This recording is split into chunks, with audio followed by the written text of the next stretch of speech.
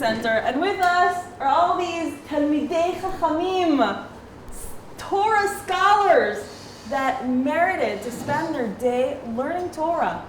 Wow! So Sarah, I don't understand what this whole Beit Midrash is for. Why can't they just each one of them sit at home and learn alone?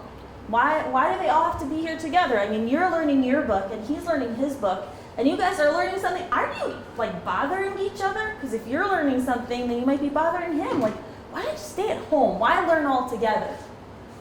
Wait, I think he's learning something interesting.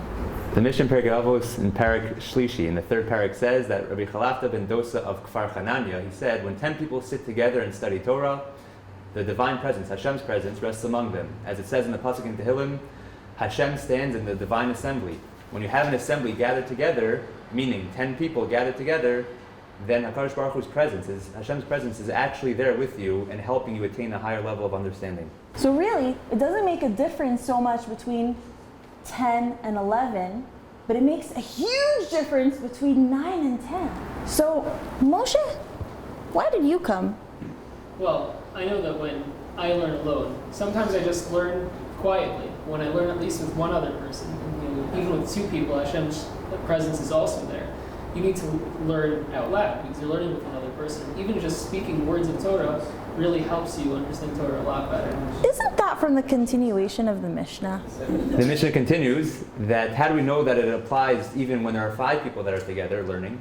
From the verse, it says in Pasuk in Amos, he has founded his group upon the earth.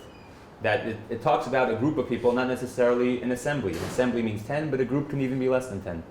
And how do we know that it applies even to 3? From the verse it says, and also in Tehillim, he judges among the judges. And the judges is usually referring to a court, and a court usually is of 3 people.